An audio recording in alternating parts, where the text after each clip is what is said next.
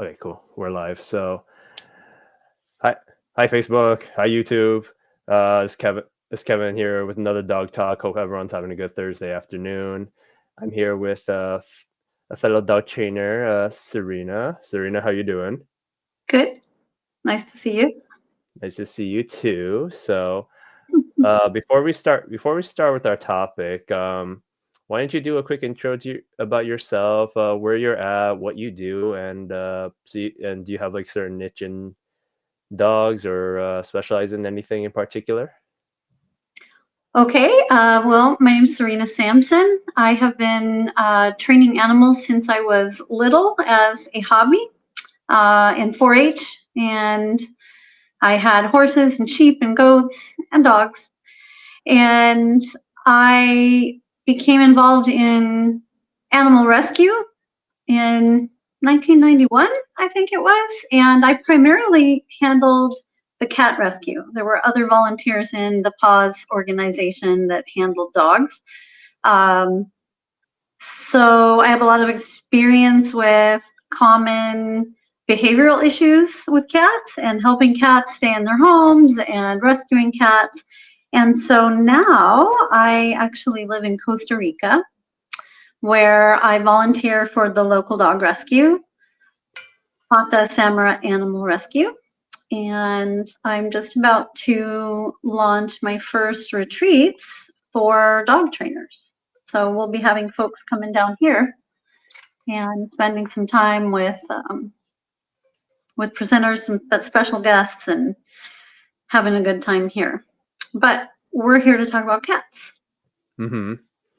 Yeah. So one reason I picked this topic, like the cat title, "Cats Are Friend, Not Food," is just because I feel I get a lot of clients who either get like have a cat at the beginning, and then they decide to adopt a puppy, or they decide vice versa. They get a dog, they have a dog with a little bit of prey Mhm. drive or something, and all of a sudden, and then they add a cat, and then all of a sudden the house dynamic is just completely out of whack, and you get your typical dog chase cat, or cats cat cats cats just hiding under the bed in the room and all, Mhm. and not just hiding away, or if the cat has go out back and forth access to like being an outdoor indoor cat, like the cat tends to stay outside because he doesn't want to go in the house because the dog is there.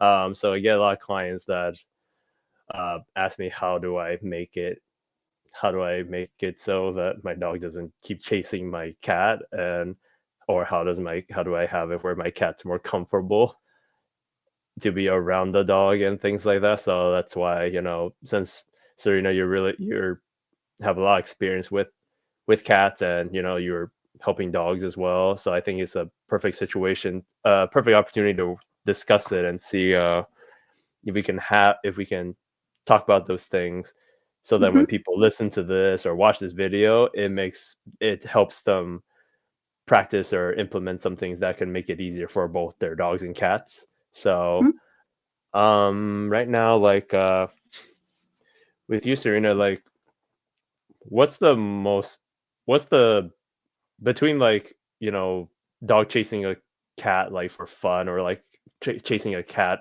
over prey drive, like which one do you end up seeing like it's more of a more what do you end up encountering more than the other?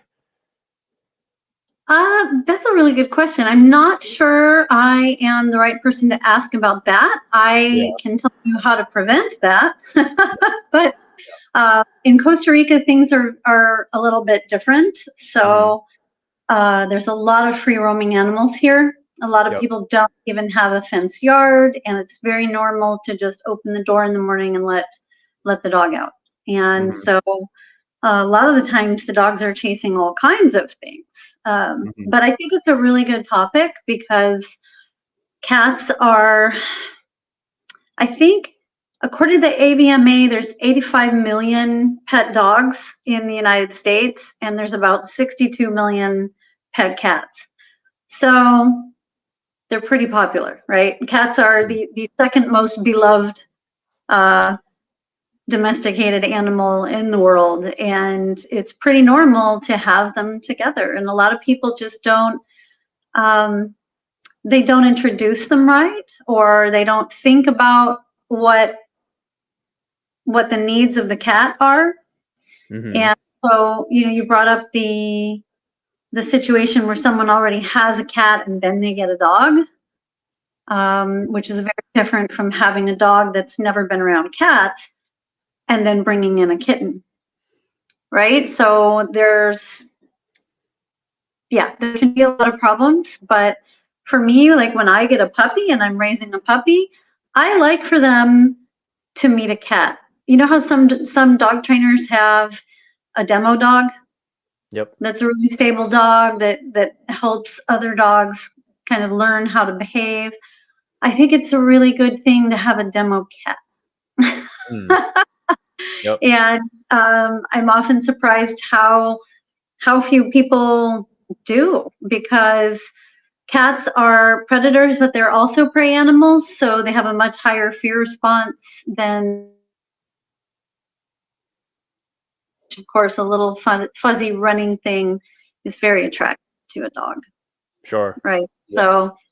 Um, so one of the things that I have done here in Costa Rica is helped little doggies get used to living with cats by using my cat, because my cat is a ragdoll, and they are a breed that has a lower fear response than other cats.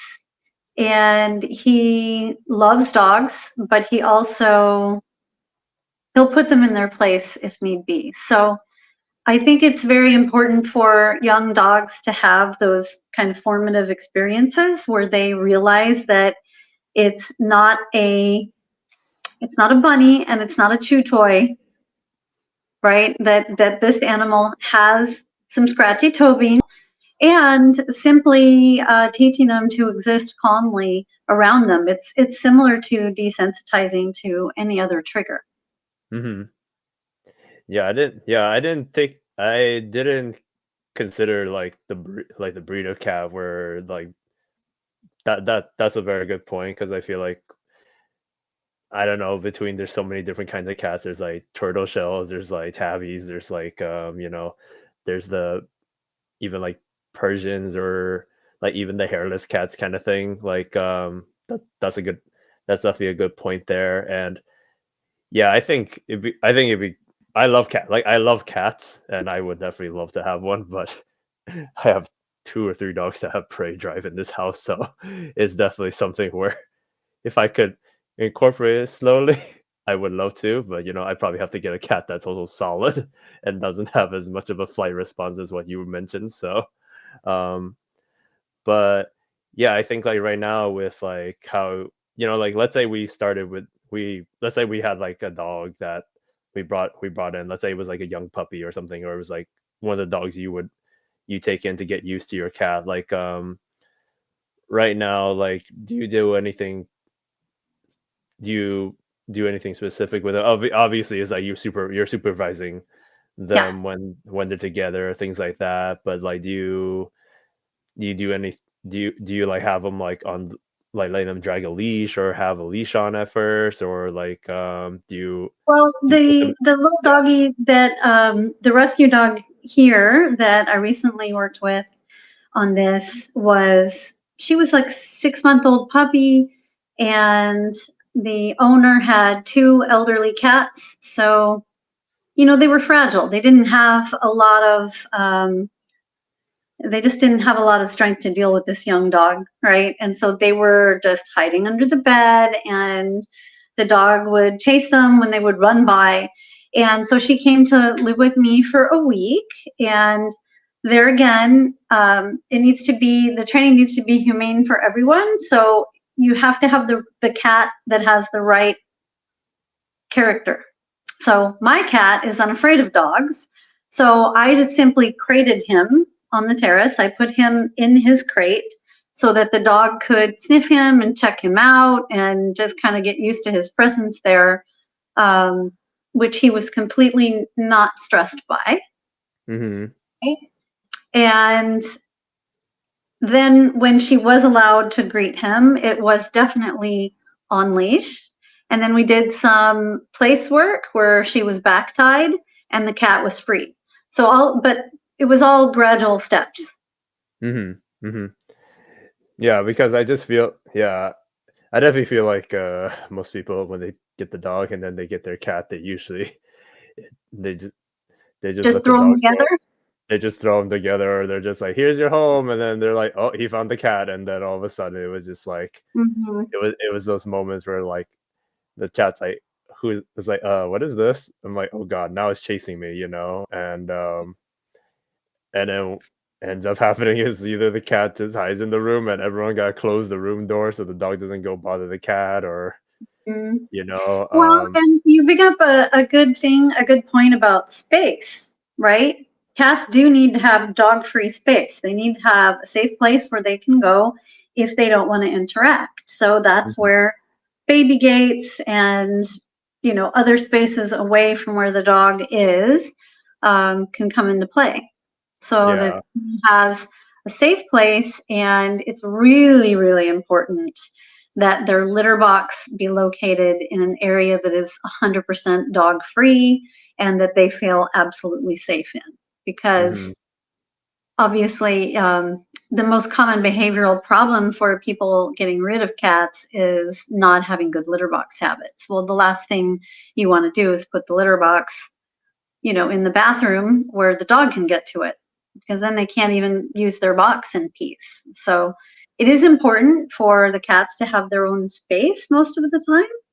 mhm, Dogs and cats have lived together for a long time, and they're they're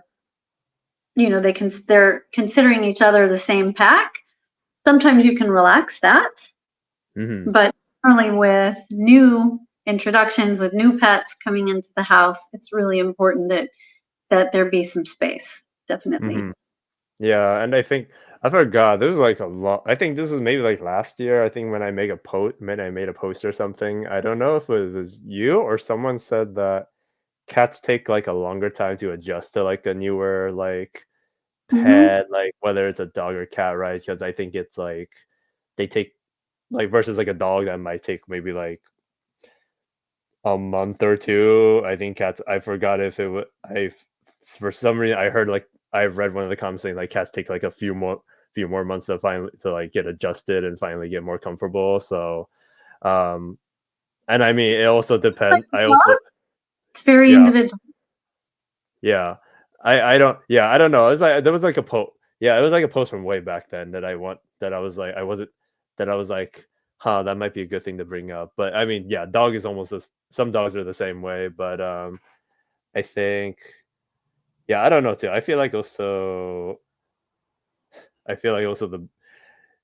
it's like mix and mix where like you get a breed that's more disposition to chase cats, and then you get more breeds that are like Hmm. more more like relaxed, not as strong as prey drive. And then it's like I'll come into a house and be like, hey, we need our German Shepherd or German short hair pointer or something that or greyhound to get along with our cat. I'm like, okay. It's it's like Well, Kevin, the issue there, of course, is a lot of the time people don't contact us until they're already having problems. mhm, Right? So I think that can make a huge difference too, is if in the beginning, if you're thinking about getting a cat and you already have dogs or vice versa, to get some help on board to make that introduction successful. mhm, Um, if mhm, you don't if you don't have a cat in the home, I think it's really important to find one that you can work with, because to my mind, it's not really fair when when you have so many dogs that do have a strong prey drive. It's not really fair to ignore that part of their training, mhm, right? When you've got kitty cats everywhere that are important to their people, you mhm, know, to me, it's just kind of part of the basic training, like potty training, learning to walk on a leash, learning a recall, learning not to chase cats. mhm, Uh, Even if you don't like cats, presumably you like people. Mm-hmm. Right? And so, there's to me there's nothing worse than a little child that lives down the street watching her cat get killed by your dog.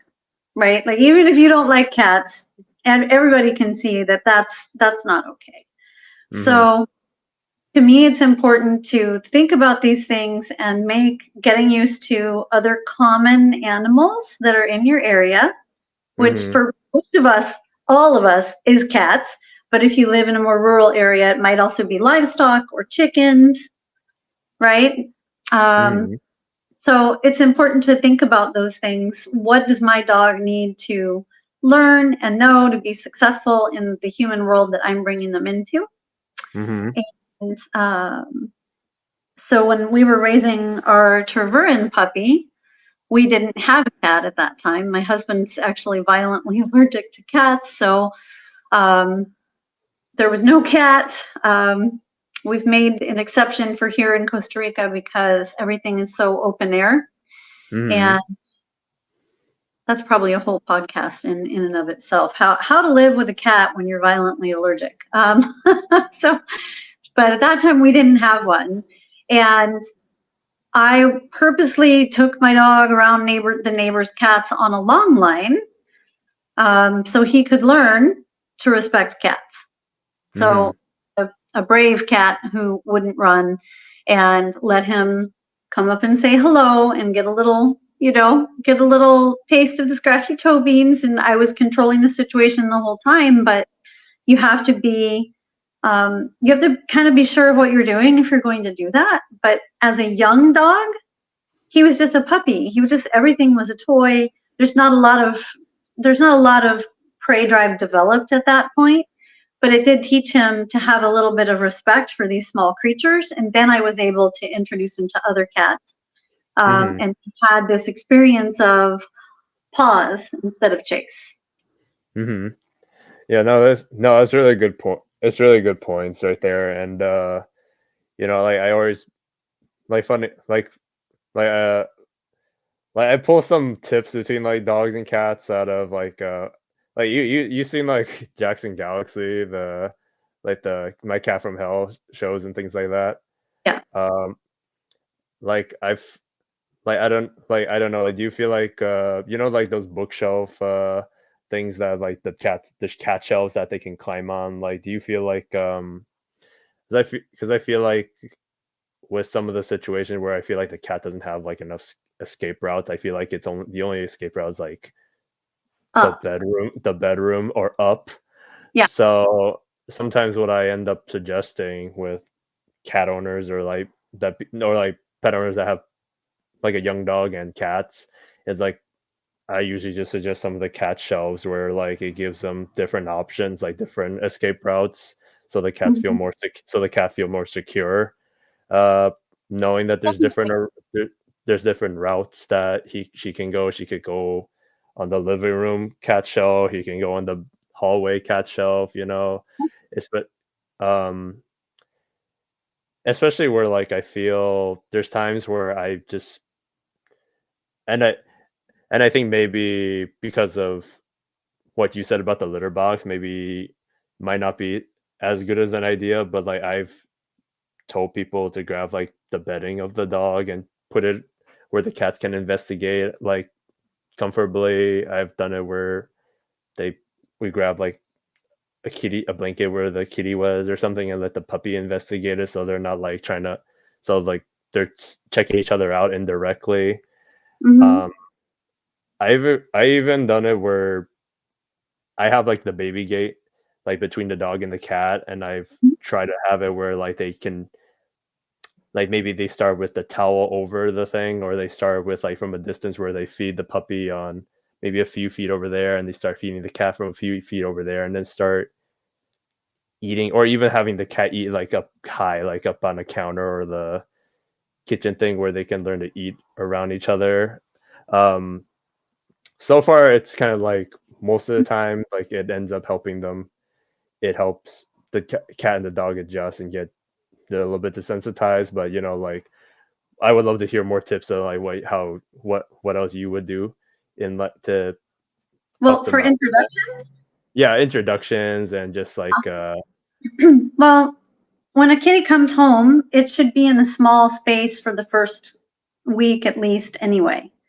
So mhm, that's where you have them sniffing each other under the door, right? That's mhm, where they're locked in a room that's just their room. And it's best to start them out in the place that's going to be their room. So where the litter box is going to be eventually and like that. But when it is time for introductions, um, you can handle the dog and the cat just like two dogs who hate each other, mhm, right? You crate them near each other.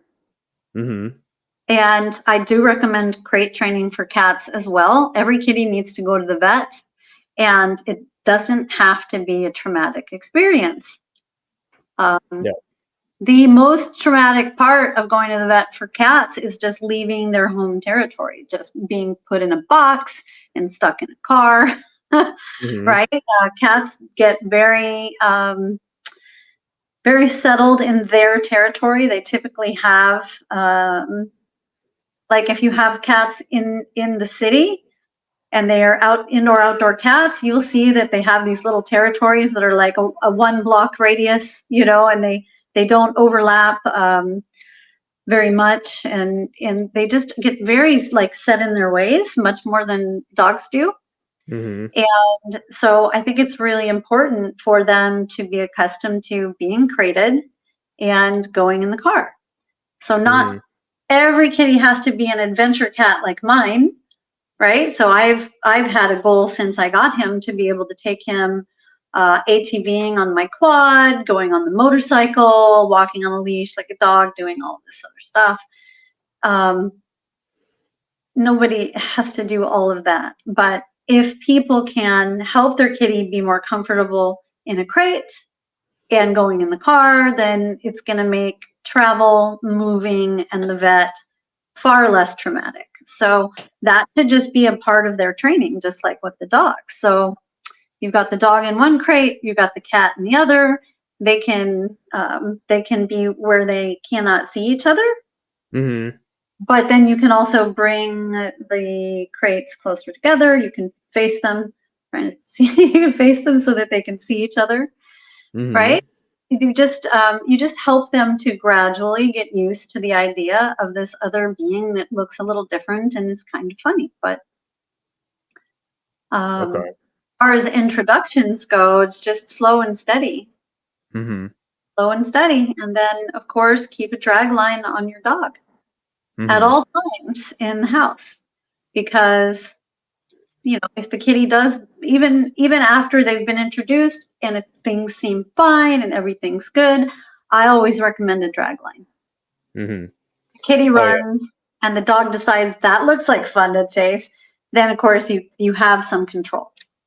Mhm.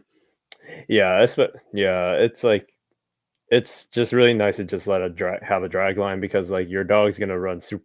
It's like your cat's gonna run fast, your dog's gonna run fast, and we can't catch them. And everyone wants to grab them by the collar or pick them up on the side. It's like it's just so much easier to just step on the leash and then just grab it because like you don't want to make it a habit. You don't want the Exactly. chasing behavior to get Very, reinforced. very self-rewarding behavior that is. Yeah, you don't Yep, want them to yep, do that all the time.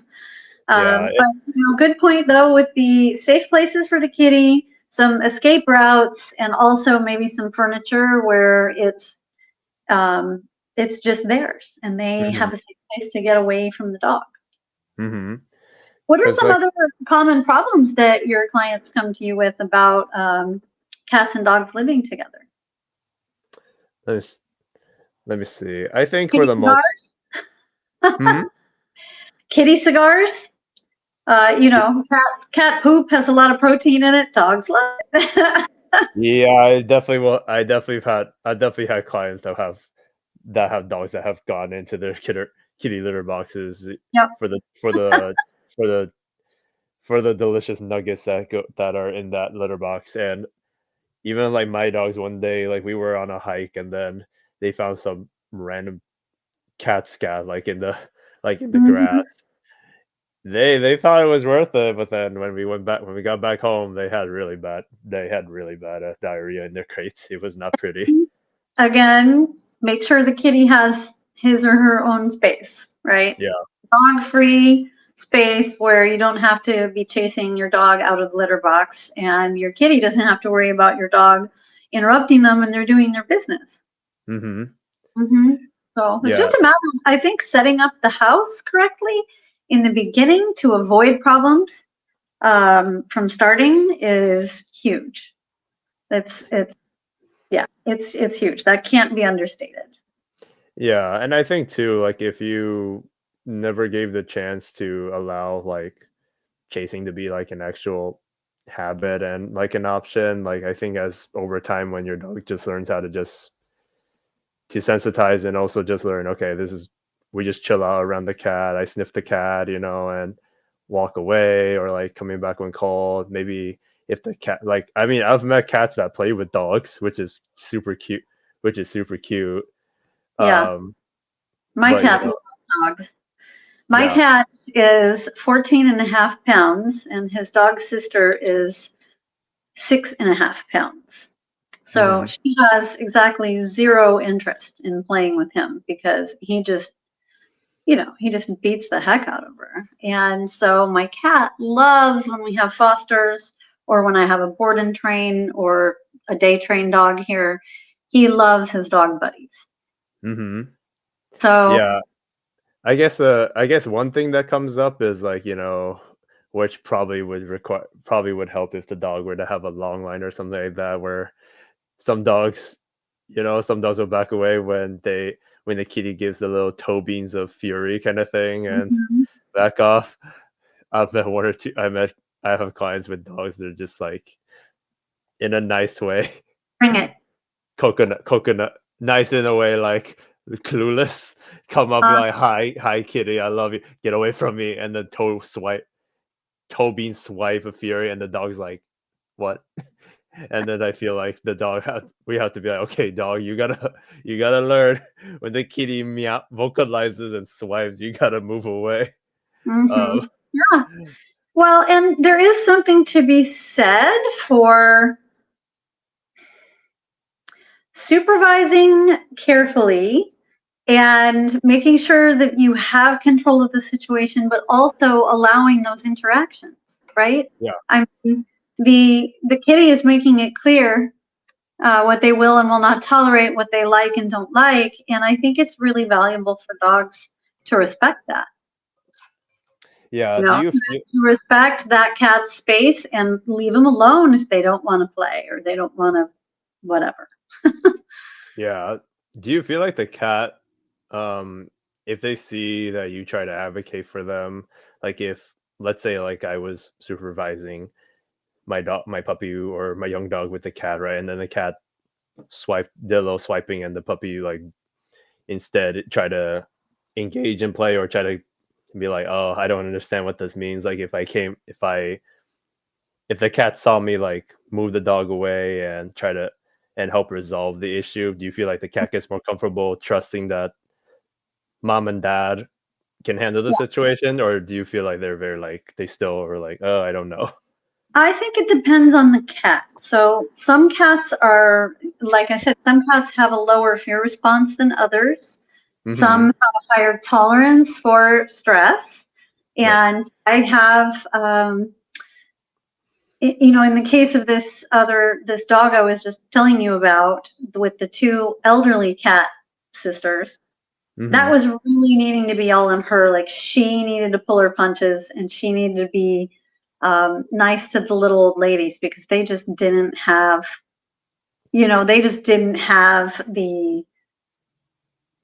the fortitude to deal with a young dog.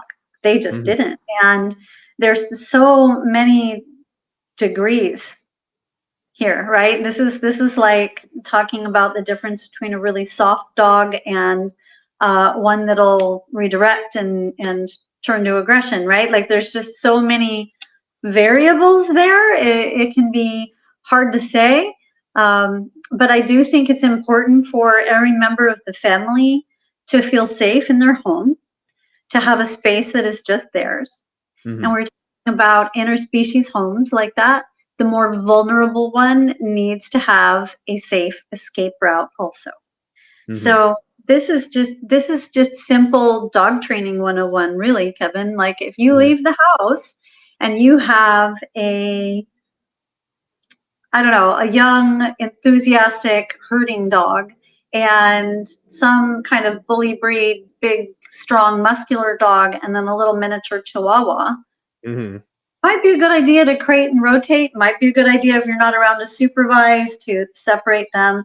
And in fact, I have had to train my cat not to attack my little dog because he loves playing so much with dogs that Mm-hmm. was he in essence he was abusing her. She was absolutely miserable and creeping around the house terrified because he's a big cat and he could just jump out at her from anywhere, right? And Mm-hmm. they're great now, but when I leave the house, like if I go out to dinner, if we decide to leave the house, the foster dog is outside on the terrace. The cat is loose in the room where his litter box is, and the dog is locked up in the bedroom. My dog, my little dog, is locked up in the bedroom. They're all in their own place because it's just safer that way. So Mm-hmm. really, the family needs to look at their space and make sure that everybody in the household has a safe space that can be their own and that they can get to easily. And some cats, yeah, some cats are super fearful and need more support. Mm-hmm. They may never like the dog ever. Mm-hmm. Hopefully they don't spend their entire life hiding under the couch. But Mm-hmm. if you advocate for them and you provide what they need, you can see those scaredy cats, their stress levels come way down. Mm-hmm. Yeah, and I think too. I think just like proper management and placement where the animals are is important. And I mean, like that's why it's good to just have this like this live stream become like a YouTube video or like stream into Spotify later on, just because it's like I feel like people people know people have sometimes they have an idea, but it's good to just have it where they can listen to this and go, oh, okay, like go back to a little bit of basics. Okay. Especially where it's like if I tell people, yeah, if you leave like a big 100-pound dog with a tiny little chihuahua, I'm like, no, no, no, no, no. I'm like, Yeah. good, like I'm good, I too many I've heard too many accidents and things happen like unattended, which is like it's just not safe. Right. Um Well, and anytime there's that size differential, yeah, right? And I don't know. I think having a kitty cat is a lot. Bringing home a kitty cat to a dog is a lot like bringing home a baby, right? yep. Depending on the dog, the correct response isn't, "Hey, let's get together and be friends." The correct way to go about things is, "This is mine, and it's none of your business." Right? Y- So if you bring home a little kitten and your dog's never really lived with a cat or seen a cat, then yeah, you need to go through all of these steps, but also just I would say make it clear that the kitty's none of their business to start with. mhm, mhm. That's a Yeah, I that's a mean, baby cat, right? If you bring home a baby cat to a dog that's never lived with a cat before, you got to have that management in place for sure. yeah, no, that's a good point because it's like when like every time we have a client that has a baby come in and things like that, we're always just like, hey, have him respect just the space and your baby space, like don't let it like he like this is mine. You don't have to be all over it, things like that. Mhm. Um, like And it for the makes kitty, it's the same thing for the kitty. So I think that's a super good point right there. yeah, And and even just like having it where like people, I think it's just really good to have this kind of talk where we can educate things like that, and then even like talking about like like commands that we would use to help with like things like how you mentioned like place or recall. Um, like what other commands would you say would be good to practice? Like I assume maybe like leave it or like a good downstay or something like that. yeah. I think So for me, let me see, how do I put this? Yeah. Obviously, leave it is something that can work, but for me, it's that overall relationship that's so important. That's more important than any particular command or word or trick, because a lot of obedience commands are just tricks. Put your butt on the floor. That's it. Um, so I think helping all dog owners understand how important it is that their dog value them and focus on them. Like that's a different way of thinking about it Hmm. than teaching to leave it. Hmm. Does that make sense? So my Yeah. dog is so in tune with me because when she was a baby, I hand fed her and did all this training and did all of this stuff, and we went places and did things. And when it comes to prey drive and hunting things, that's something that we do together. It's a game that we play together. And Hmm. so if she sees something she wants to chase, she stops and looks at me, Hmm. right? So I haven't actually taught her a leave it because she doesn't ever need to be told to leave anything, Hmm. if that makes sense. So I think the most important thing for people who are going to be keeping a lot of different animals together is to understand the instincts of the dog that is likely, or excuse me, the animal that's likely to be more dangerous to the others. So let's take dogs out of the equation completely. Let's say you have cats and you decide to get a bird. Hmm. Good luck with that, right? Like Yep. you have to be really clear on what you have. So if you have a dog that has a really high prey drive, you need to be prepared to manage everything potentially for life, Hmm. right? Hmm. And in my opinion, you also need to be willing to use aversives if need be, if Hmm. somebody is going to be in danger. Yep. And obviously there's a right way and a wrong way to do that. So hopefully you get connected with a trainer who knows what they're doing there, because you don't want to make things worse. Hmm. Uh, because bad training can make things worse, and it always makes me cringe when people buy like a cheap electronic collar from Amazon and just start pushing the button. Like that's not what we want to do. But there's just a lot of considerations there, right? Hmm. I do believe that cats and birds, for example, can live together if you're talking about a large bird that could really hurt a cat. If you're Hmm. talking about a big macaw or a cockatoo and a cat that doesn't have a super strong prey drive, there are ways to introduce them that are safe. There are ways that they can live together, but I would never leave them unattended.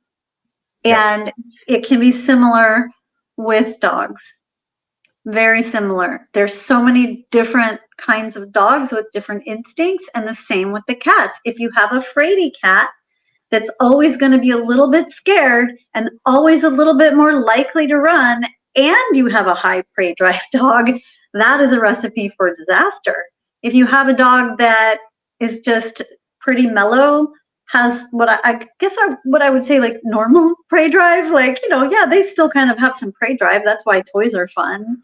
But if you go, and it goes, oh, sorry, that's really easy. It's really easy to just, the cat could run right in front of them and you go, hey, right? And the dog goes, oh, yes. So I hear what you're asking, but I don't feel like there's like a list of commands to teach people. To me, it's really about the relationship. If your Hmm. dog thinks that you're the center of the universe, like everything good and fun and wonderful comes through you, and you train with them and you do fun stuff with them and you make an effort to build a good relationship, that is more important than any particular command. Yeah. No, I mean it makes sense, and I mean like it's kind of like everything else with dog training. Like before you can do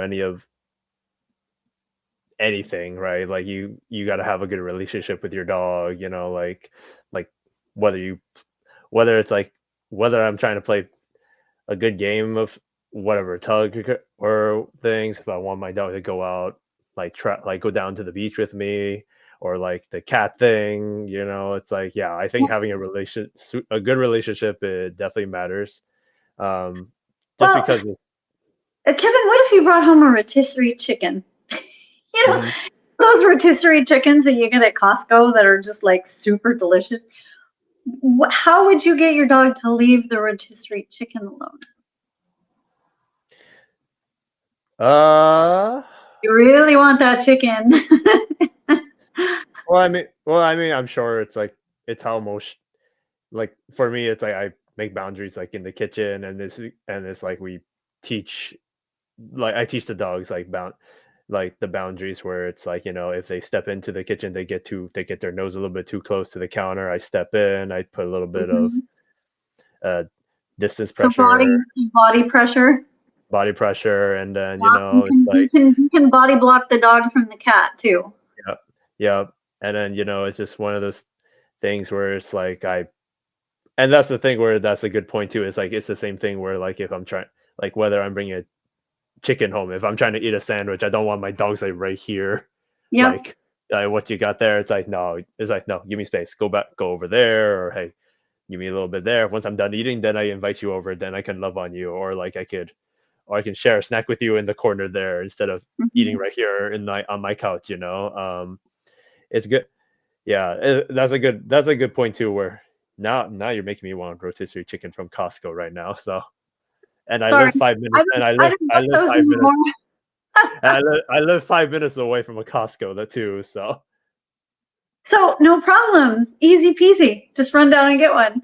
Anyway, I gave you that analogy because it's really just like dog training in general, right? It's just dog training in general, like getting the dog to be more interested in you, like mhm, having you and interacting with you and doing things with you be more important than the other things that it wants to do. And those things that it wants to do, it gets to do with you. So, mhm, oh, we don't chase the cat, but we can play tug with this stuffed bunny mhm, or whatever. I mean, it's just what it comes down to is just regular dog training and then being really, really certain that your kitty has what it needs. Because I think a lot of times people don't anticipate the needs of a cat. There's definitely a stereotype out there that cats are easier.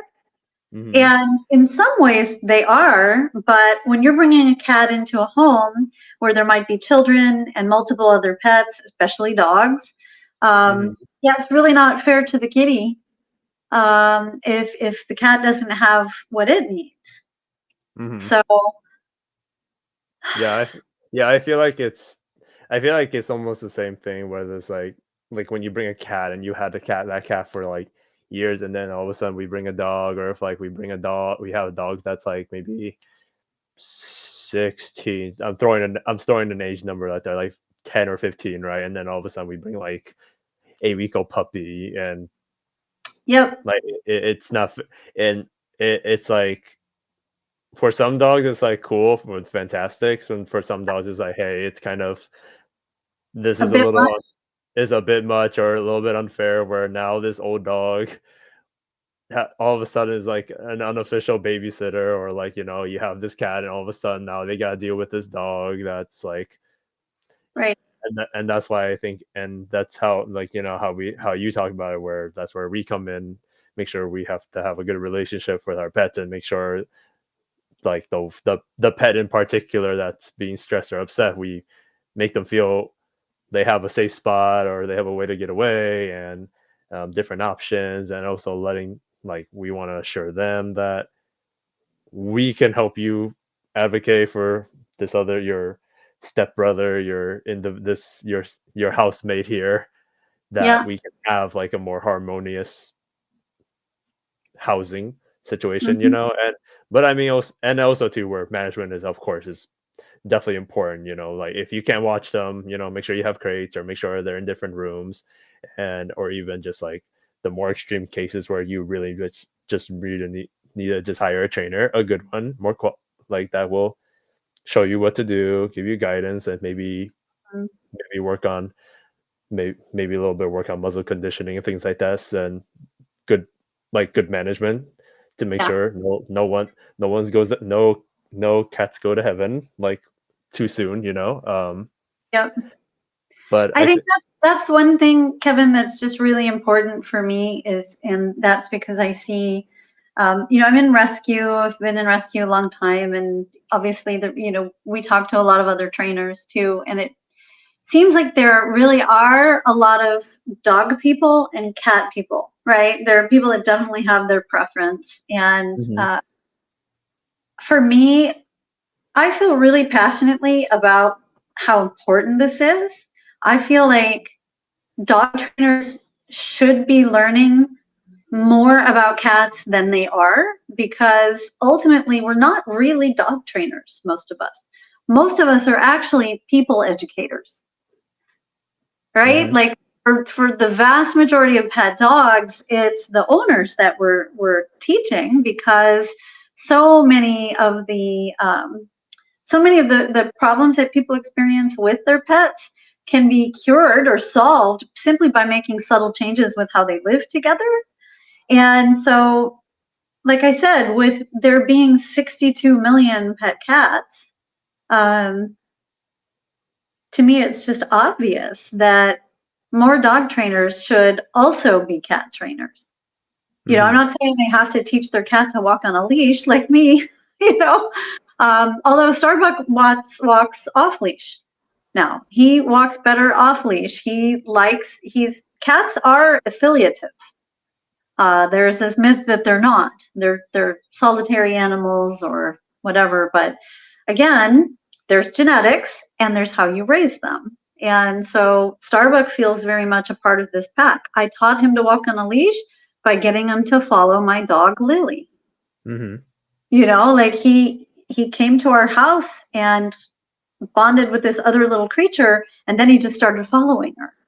Mhm. So if people want to experiment with that, I think that could be a lot of fun. Um, Training your cats and kind of developing your dogs and your cats into a team. Um, I think people would be surprised. I think there's a lot of dog trainers that would be very surprised um, at Oh, how affiliative cats can be. And I would just like to see more of these kinds of discussions. So thank you for asking me to talk about this today. And oh yeah. um, Oh yeah, absolutely. And I would love to learn cat body language to just make sure, I'm not if I see a cat that's pissed off, I'm not gonna pet it, or like if you can, like if you see your puppy walking towards the cat and the cat's already like flaring their tail, you're like, oh, okay, no, no, no, come over here, you know, because a well, lot it's of people, polite, yeah, right? It's just polite. I mean, read the yeah, room. yeah, like read the room, because it's like you have like Heather Beck, she loves learning like camels and like large cat Ah, cat like Texas Longhorns kind of thing. You get people that like train chickens. I think it's like just being the under like for you to understand other animals' body language. I think just enhances like your like knowledge, and also just dog like training ability. yeah, like because I know it's like horse people understand dog people understand horse people most of the time, and like I Mm-hmm. think cats is very like a very underlining thing, just because most people just think the cat just goes eat, sleep, litter box, Oh, cat wash the training. window. You don't need to know Yeah, anything about them. It's not true. yeah, yeah. You have cats that are a little bit more complicated than that, or you get cats that do want to actually do fun stuff with you. Or I've seen TikToks and videos of their cats going on leash on harnesses, traveling everywhere, camping with their dogs, and Yep. it's really cool stuff. But no, this was a good discussion. So I really appreciate you coming on, having the time, especially uh, with your busy schedule down in Costa Rica and all that. So uh, like before we conclude or anything like that, was there like any like plugins you wanted to do, like anything you wanted to like if it's someone wanted to reach out for you for like your training retreat, or like somebody wanted to reach out for you for like more information, like how can they do that? Yeah, so my training website is socialdog.coach, and yes, that's .coach. The internet ran out of .coms a long time ago. But I am planning. I have 3 women's dog trainer retreats planned here in Costa Rica. They have special guests who will be presenting, but the retreats are primarily for relaxation and rejuvenation. So they are all inclusive, but they including me. But the special guests are offering a piece of professional education. So you get to hang out with them during the retreat, but there's also a few segments of professional activity, if you will. So check with your CPA, but I think it's tax deductible because it's considered a professional trip. And the website for that is puravitapup.com, because that's saying here in Costa Rica is Pura Vida, which literally means pure life. So all the retreat info is on puravitapup.com. Our first one is the first week of December this year, and our special guest is Amy Sadler from Dogs Playing for Life. Doing her Stranger Danger program for the people who are here. We're also going to be going to visit the shelter that I volunteer for, which is not a shelter like anyone in North America has ever seen. It's basically just a house where 15 to 20 dogs live. So, but I'll be taking my group to meet the founders of PATA and see the doggies at the shelter. And Amy will be hanging out with us and teaching us her Stranger Danger seminar. And then the next one is in February 2025 with Dr. Melanie Uda from Canine Decoded. So I'm really excited about those, and I have ideas for other retreats that are co-ed. So maybe we can talk after. But yeah, people can find those websites online, or of course on Facebook or TikTok or any of those places. There's a lot of videos of my cat training on TikTok. Okay. Yeah, and then like Sarina can always send me the links, and then I can just put it down in the comments, like in the stream, so people can check that out as well. But that sounds super relaxing. I'm not gonna lie. That sounds like something I want to do. So. Yeah. Well, I've been contacted by several of our friends from the IACP saying, "Hey, I saw your women's retreat. That's cool, but I'm not a woman." So yeah, so I'm thinking of I'm looking at options for putting together co-ed retreats for everybody, and for singles and couples, just everybody who can come, but there would be a professional component to it. And there's just some really interesting opportunities to observe dog behavior here, because again, as a developing country, there's a lot of free roaming animals and a lot of free roaming dogs, and it's just very different. It's a very different, the canine landscape is very different for sure. So there's all kinds of possibilities there. For sure. No, that sounds super exciting. So I definitely can't wait to see how it develops, and that having Amy Sadler tour sounds really good. So all right, Facebook, YouTube, we're gonna sign off and conclude our thing. But I hope everyone has a great day, and thank you, Sarina, for this very educational stream. It was really nice to have that talk. So thanks, Kevin. See you. All right, guys.